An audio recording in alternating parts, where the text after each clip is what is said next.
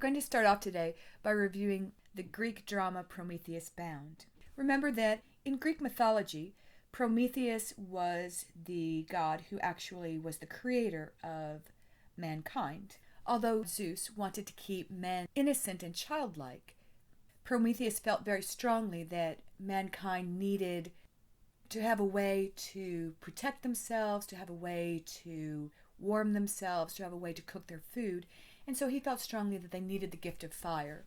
He was forbidden to give mankind fire, and he went behind Zeus's back, stole fire from the god Hephaestus, and gave it to mankind anyway. For having done that, he was punished by Zeus by being chained to a rock for all eternity. I believe that at one point the Greek hero Heracles freed Prometheus, but before that, every day a crow would come and would eat Prometheus's liver. The liver would grow back. Amazingly, I don't know that the Greeks knew this, but livers will regenerate themselves. Not if the whole thing's gone, but if part of a liver is injured or lost, it will regrow. And each evening, Prometheus's liver would grow back, and the next day the crow would come again to torture him. Because he was an immortal, he could not die. Remember, we mentioned that Greek theater grew up out of the festivities held in honor of the god of wine, Dionysus.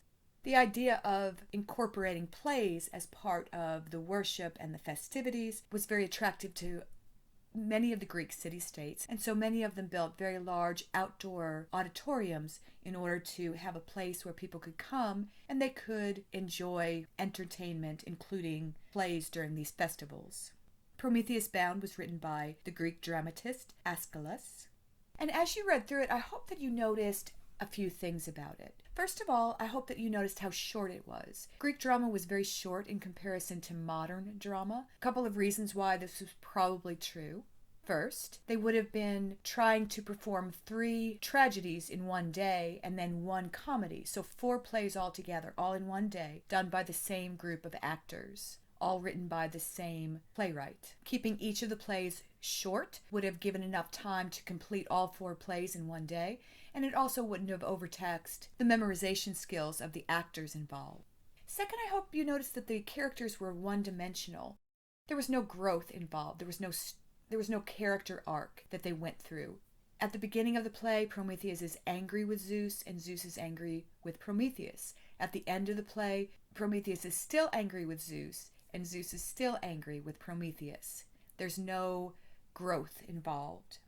Also, the story was simple. It happened all in one location, and so there wasn't a need for a lot of scenery. It could have been played without any scenery at all, other than perhaps something to chain Prometheus to at one point.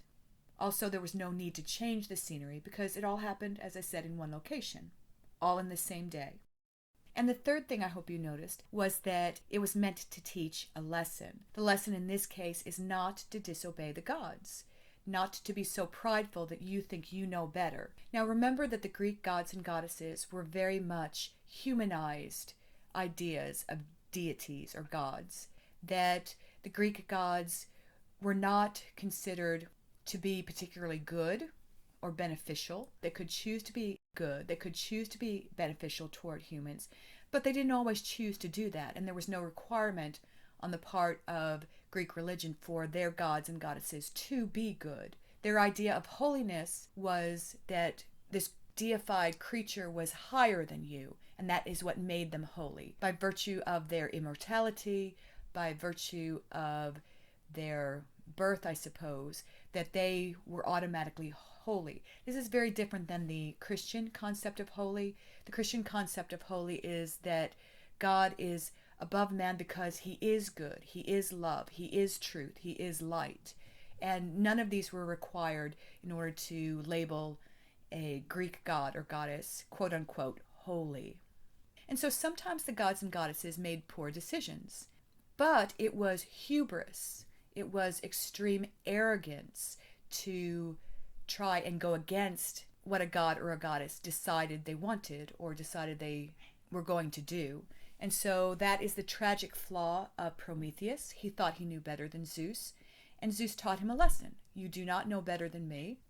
I think that most humans would agree that Prometheus was the kinder of the two gods, that Prometheus was in the right, Zeus was in the wrong, and nevertheless, Prometheus is the one who ends up being punished because he has acted against the gods. And so the lesson you're supposed to learn from Prometheus Bound is that you do not disobey the gods. Otherwise, punishment will be sure and it will be severe.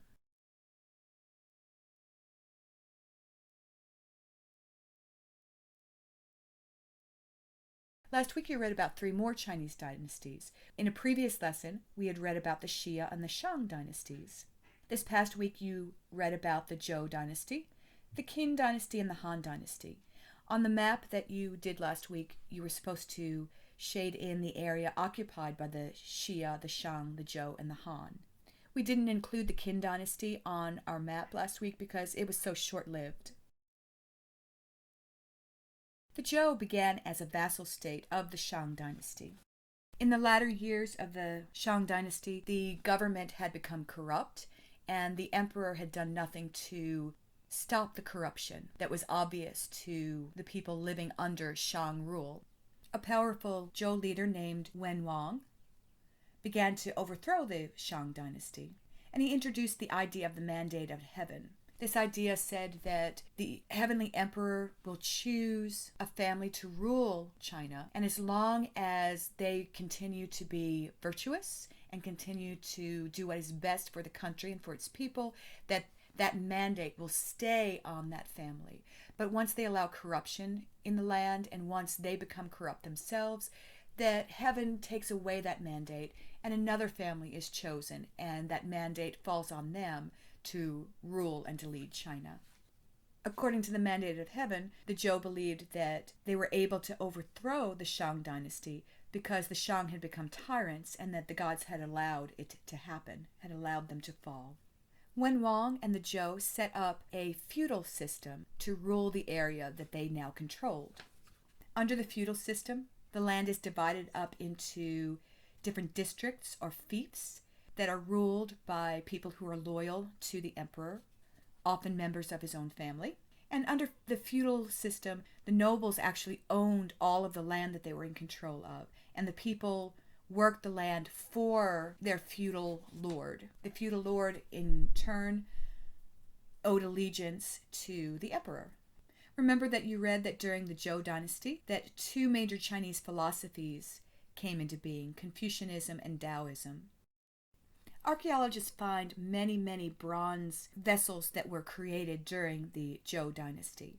And I thought that I would show you just a few examples of the beautiful and intricate bronze work that was produced during the Zhou dynasty.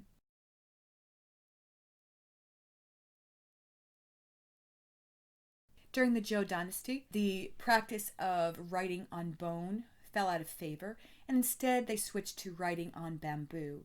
And you can see here that because of the shape of the bamboo and the length of the bamboo, that writing from top to bottom became standard during this time period. A couple of innovations that came into being during the Zhou dynasty in China was the casting of iron. Many people in the ancient world at this point had discovered how to extract iron ore and use it, but Zhou artisans were able to come up with a way to melt the iron and make molds to pour the melted iron into. In other words, to cast the iron. And you can see here just the intricate detail of this cast iron vessel that was produced during the Zhou dynasty. And the second innovation that came in to use during the Zhou dynasty was crop rotation. Crop rotation was revolutionary. Up until this time, Chinese farmers would have pretty much grown the same crop on their land year after year after year. There are some crops that are good for the land. They pull nitrogen from the air and put it back into the soil, and it makes the soil more fertile. Other crops are very hard on the land. They just constantly pull nutrients out of the soil and don't provide any nutrients back into the soil. And so when farmers focus on just one kind of crop on their land for years and years, the land often becomes infertile. It won't grow crops well anymore. The idea of crop rotation is to switch from year to year what you are growing on the land. That way, sometimes the land is growing crops that will bring nutrients back into the soil, and then other times it will be growing crops that pull nutrients out of the soil. And so crop rotation allows a farmer to take better care of their land, make it more productive. Sometimes it is two-field crop rotation where you just flip back and forth between, for example, in Kentucky, we do soybeans one year, corn the next, and flip back and forth.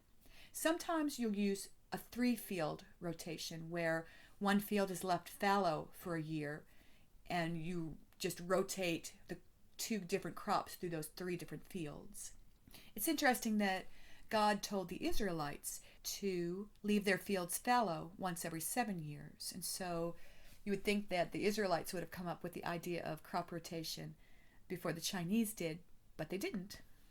And then finally, during the Zhou dynasty, the idea of the border sacrifice became very ritualized.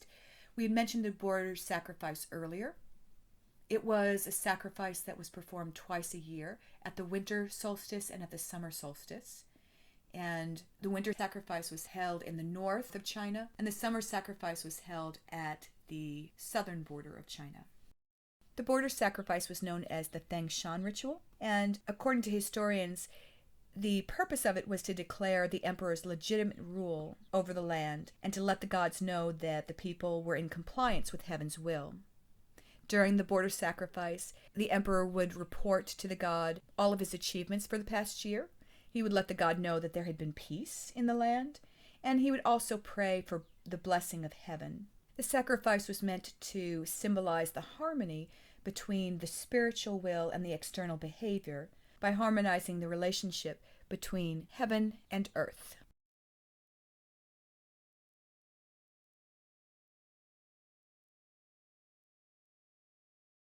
We're going to skip over the Qin dynasty today and talk a little bit about the Han dynasty. The Han dynasty lasted for over 400 years, and historians call their time period the Golden Age of ancient China. It was a time of peace and prosperity, and this allowed China to expand into a major world power at the time. The Han dynasty began as a peasant revolt against the Qin emperor, and it was led by a man named Liu Bang, who was a son from a peasant family. One of the first things that the new emperor did was to do away with the feudal system and to replace it with a system of government run by bureaucracy. And because he wanted to set up a bureaucracy or a civil service, he needed a lot of educated men who would help him run the empire. You should be familiar with the civil service. We have a lot of bureaucracy and civil service as part of our own government. Anytime you have an official who is on permanent salary with the government who was not elected, then you have a civil service, you have a bureaucracy. People who work for the post office, for example, would be part of the civil service. People who work in the State Department or any of the other departments at a state level or at a federal level. In order to guarantee that he had a steady flow of educated men to help him run this new form of government, he established many schools. And you'll notice this particular school was built 3,000 years ago. It was very well built. It's still standing today.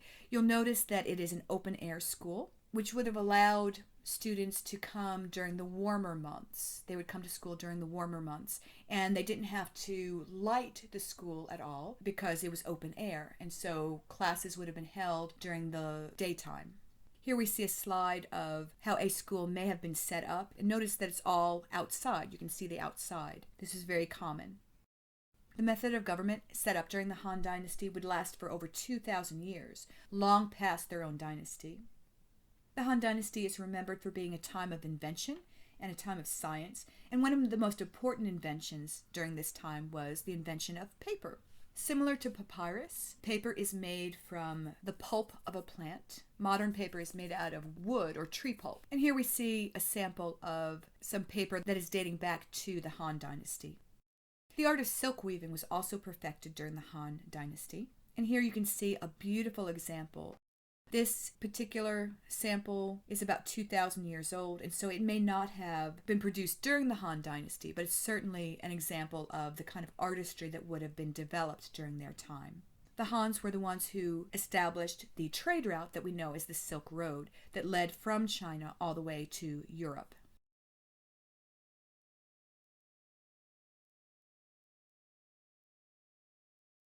We're going to switch gears a little bit now. And this next week, we are going to start reading about Rome and the Romans. So I thought that we would take some time today to go over Etruscan and Roman gods and goddesses. Now, keep in mind that the Romans collected gods and goddesses along the way. And so when we went over the gods and goddesses of Greece, certainly those gods and goddesses were renamed and adopted by the Romans. But in addition to those gods and goddesses, we have some others. The first thing I'd like to talk about is the idea of a triad or a trinity. The Romans actually believed that 3 of their gods were more important than the others, whereas for the Greeks, Zeus was the most powerful, and so he was the most important. He was the king of the gods. To the Romans, there was equal power shared among 3 of their gods. The early trinity consisted of Jupiter, Mars, and Quirinus. Later in the history of Rome, the 3 most important gods were Jupiter, Juno, and Minerva. A temple was built on Rome's Capitoline Hill, and worship in that particular temple was very elaborate, according to historians. Quirinus was an early Roman god of the Roman state. His name actually means spear, and so he was a war god. And so you can see where, as the Romans came into contact with the Greeks and learned about their god of war, Ares, that they would have held Ares in higher esteem than the Greeks actually did, because they already saw their god of war, Quirinus, as being very important. In fact, he was one of the original trinity.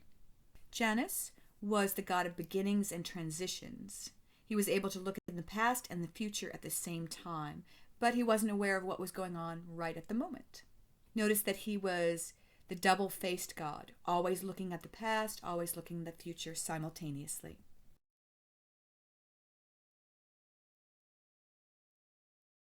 Terminus was the god who protected boundary markers. His name was the Latin word that they used for those markers.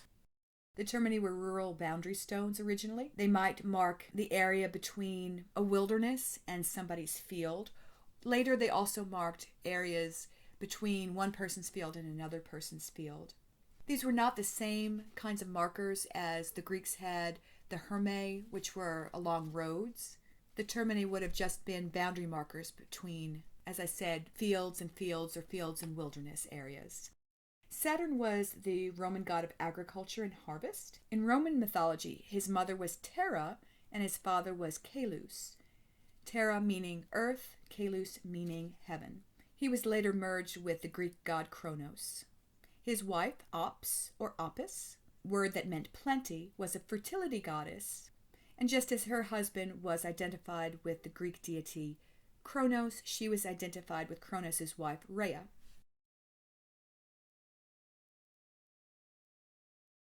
Faunus was the horned god of the forest, the plains, and the field, and he was another fertility god. Later in Roman history, he became equated, at least in literature, with the Greek god Pan.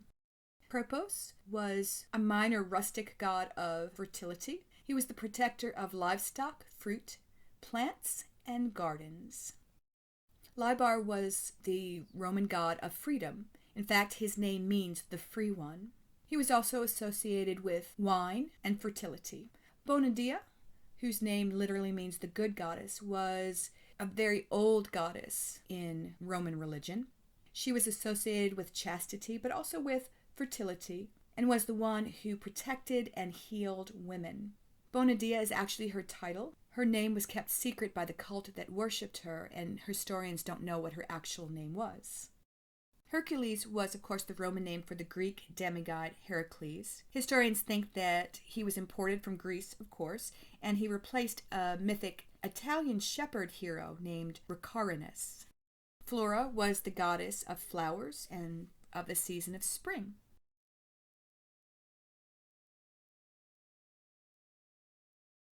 And Fortuna was the goddess of fortune and the personification of good luck. Before we finish talking about Roman religion, I do want to mention augury. The augurs were a group of ancient Roman religious officials who foretold events by observing and interpreting signs and omens, specifically involving birds, their flight patterns, their behavior, and they would even cut birds open and look at their insides and tell the future based on what they saw inside the birds. Here we see a slide of a Roman mural showing a depiction of an augur and some birds around him. And when we talk about flight patterns, we're talking about the ways in which birds fly. And so they studied the flight patterns of birds, and they believed that the gods used those flight patterns to show what the future would hold. When we talk about bird behavior, they thought it was very significant, especially if a smaller bird attacked a larger bird, or if two birds were fighting, they would see significance in that, or just seeing a bird in the distance, depending on the kind of bird that it was, they would get information from that too. Augurs were so important that the Roman historian Livy said, "Who does not know that this city was founded only after taking the auspices, that everything in war and in peace, at home and abroad, was done only after taking the auspices." Augurs were so important and vital and honored in Roman culture that even Julius Caesar was depicted as an augur.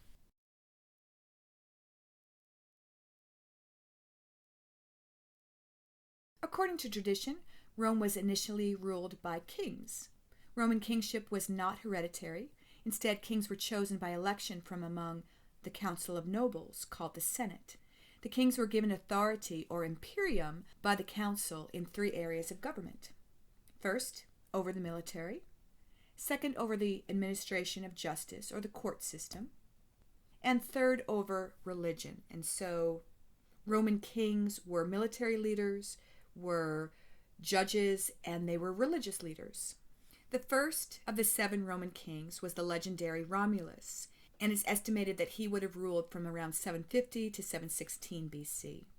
Numa Pompilius ruled from around 716 to 673 BC, and he is the one who established a lot of the religious traditions associated with later with rulers of Rome and a lot of the religious institutions. In fact, Pompa means a religious procession. Tullus Hostilius ruled from about 670 to 642 BC. He was a warrior king, and he expanded the borders of Rome. Hostilius actually means hostile or aggressor. Ancus Marcius ruled from around 642 to 617 BC, and he was the last of the Latin or the Sabine kings. You'll be reading about the Tarquins next week. The first of the Etruscan kings was Lucius, and he ruled from around 617 to 579 BC.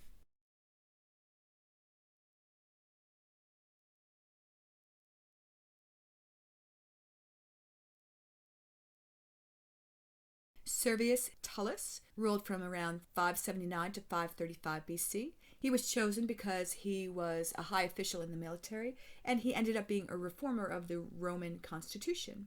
Because of his name, Servius, some historians think that he might have had very humble beginnings, perhaps the son of a slave. Servius means servant or slave. He married the former king's daughter, and so he became the new king. And finally, the last of the kings was Lucius Tarquinius Superbus.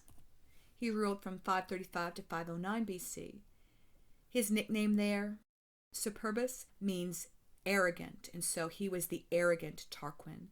And it was during his reign that the people of Rome rebelled and decided that they would never, ever, ever, ever be reigned or ruled by kings again. We'll talk a little bit more about that next week. So, you're supposed to note that the first 4 kings were either Roman or Sabine kings, and the last 3 were Etruscan. The origins of the Etruscans remains unclear to historians. Like the Minoans and the Mycenaeans of Greece, we don't have any Etruscan literature to study. Instead, historians rely on archaeology to learn about Etruscan culture.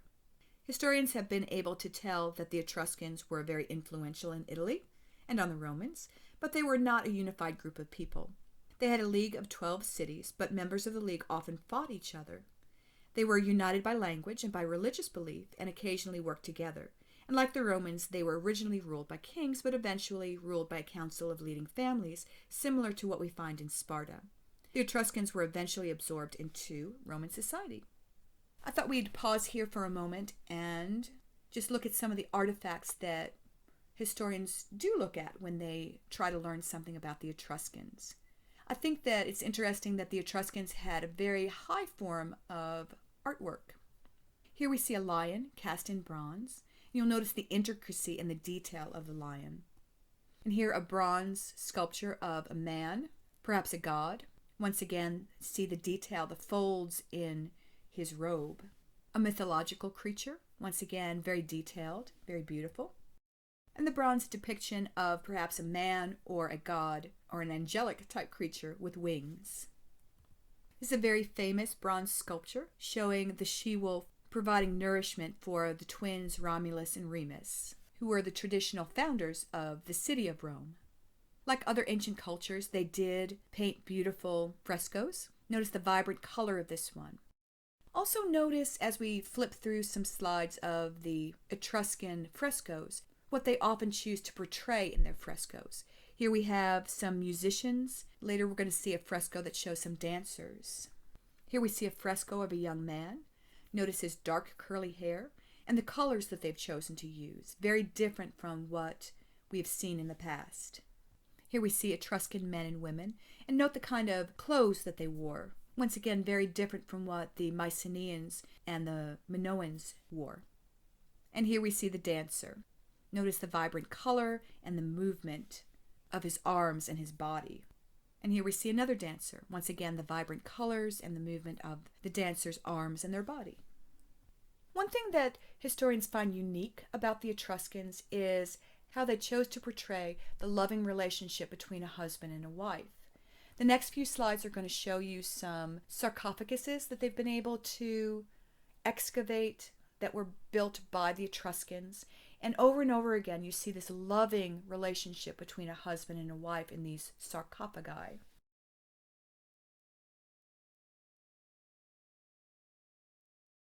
This one here is perhaps the most famous.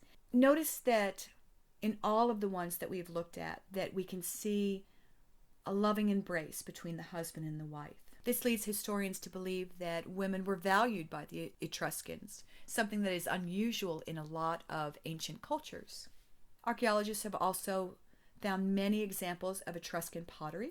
Notice that the shape is very unique compared to much of the pottery that we've seen coming out of other ancient cultures so far. It's a lot taller, thinner, more angular, but the coloration is not that dissimilar to what we saw in Greece, at least during the black work period and the red work period.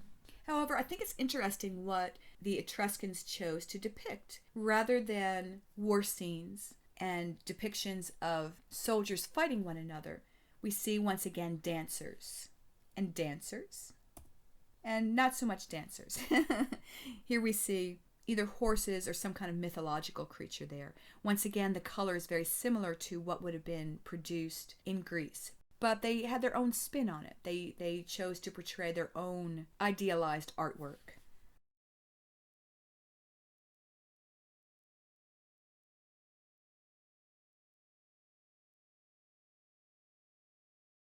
Roman society during this period in history was dominated by rich landowners, which may have actually been more in control of the government than the king was. Families were grouped into clans. Rich families were more influential than common families, but a system called clientele began to develop early on in Roman history. Under this system, rich families granted favors and helped client families. In return, the benefactors, those who were giving the support and the help, received loyalty, respect, and help to promote their interests. The three names of Roman citizens reflected how important the clan and the family were to Roman society. And so I'd like to pause here and mention that today, when I'm taping this, in the United States, we normally have three names. We have our given name, our middle name, and then our family or our last name. Other societies today don't use three names. For example, in China, you're given a name and then you have your family name or your surname. So they just use two names. Meanwhile, in many Spanish-speaking countries, it is common to have more than three names. You might have four names. You might have five names in order to honor either a family member or a saint or someone that the family wants to bestow a blessing from on the child that's just been born. In many cultures at the time of the Romans, people would have only had one name, the given name, and that was it. But the Romans regularly used a series of three names. The first name, the praenomen, would have been your given name, the name that your family and your intimate friends would have used. Your nomen was your clan name, and this was the most important name. And then your cognomen was your family name. In addition to these three names, an agnomen could be added. This was a nickname or an honorary name given to remember a personal trait or a great victory. For example, Publius Cornelius Scipio was given the nickname Africanos as his agnomen to honor his victories in Africa. And here we have a slide showing a sculpture of Scipio.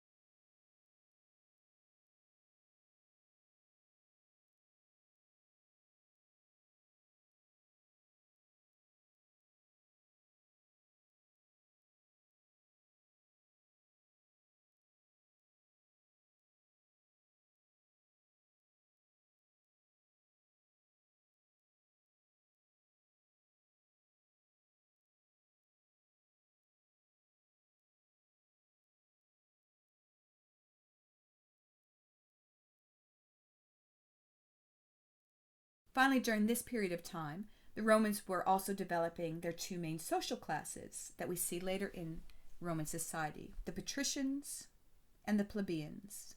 The patricians were the upper class, the nobility and the wealthy landowners, and the plebeians were the lower class. They were nicknamed the plebs, and they would include everybody else in society except slaves.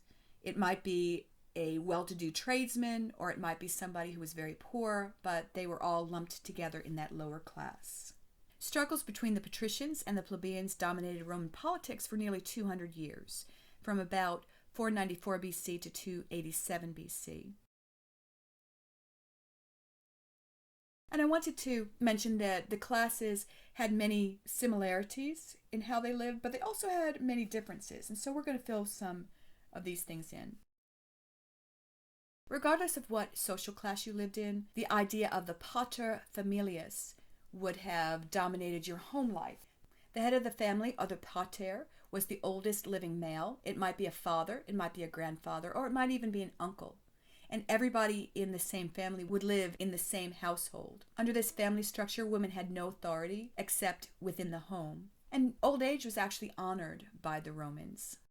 The atrium was a central courtyard that was found in Roman homes, and life would have centered around the atrium. That's where the family would have gathered, spent most of their time, eaten meals together.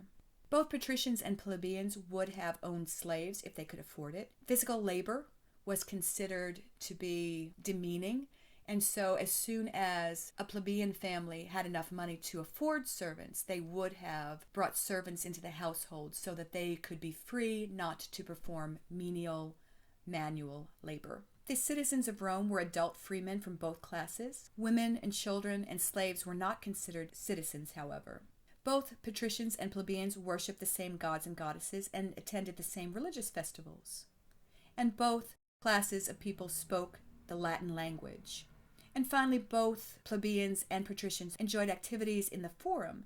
And by activities, I mean entertainments, whether it was play, a juggling act, later on gladiator fights. These entertainments would have been performed and open to anyone to come and see. Many of them were free activities.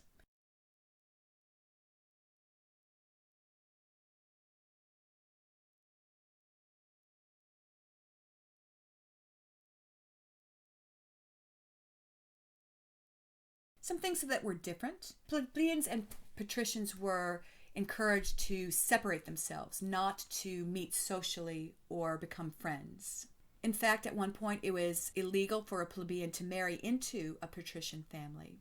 The kinds of homes that each of the social classes lived in would have been very different. The patricians would have lived in large, fine villas. Meanwhile, many plebeian families lived in apartment houses that historians now call flats. Some of these apartments would have been behind shops or above the shops. And even fairly well-to-do tradesmen might choose to live in an apartment building rather than building a villa of his own. Often the very poor lived in very unsanitary conditions. Just imagine everyone, grandparents, parents, children, cousins, uncles, aunts, all being crowded into one room without any running water.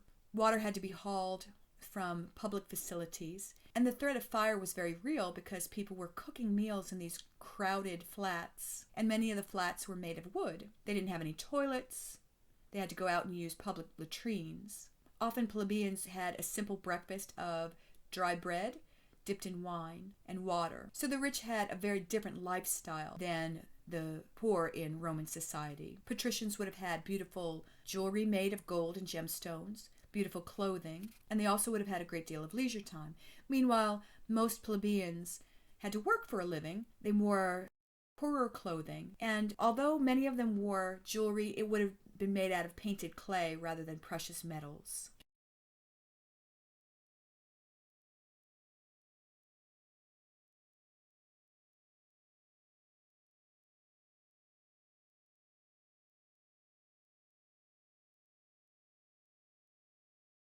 Rome switched from being a monarchy to being a republic around 509 BC. The duties of the king were split.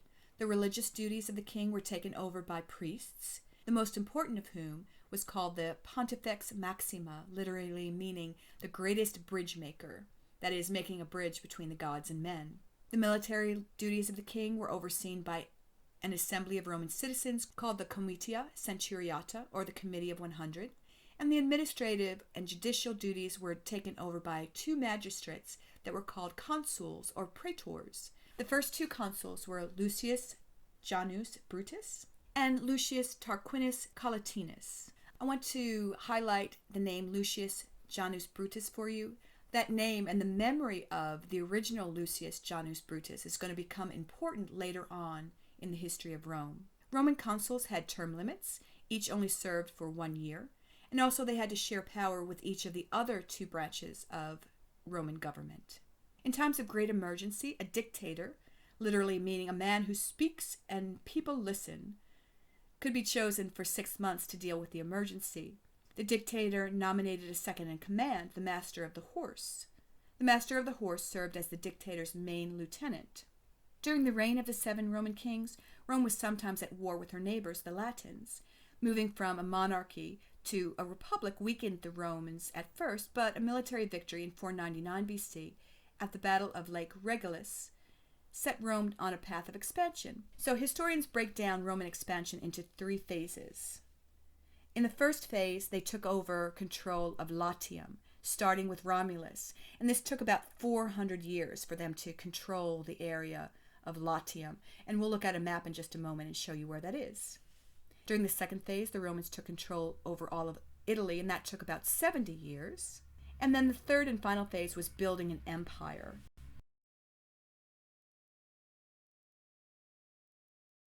We're going to go ahead and look at the map. You can see that the area of Latium is very small in comparison to the eventual empire.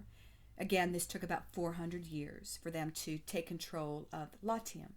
To take control over all of Italy took another 70 years, and then about 215 years to build and expand into an empire. Now, this particular map doesn't show the extent of the full Roman Empire. This map only goes from 500 to 146 BC. By the time the Roman Empire began to dissolve upon itself, it had taken over a lot more territory than what we see on this map.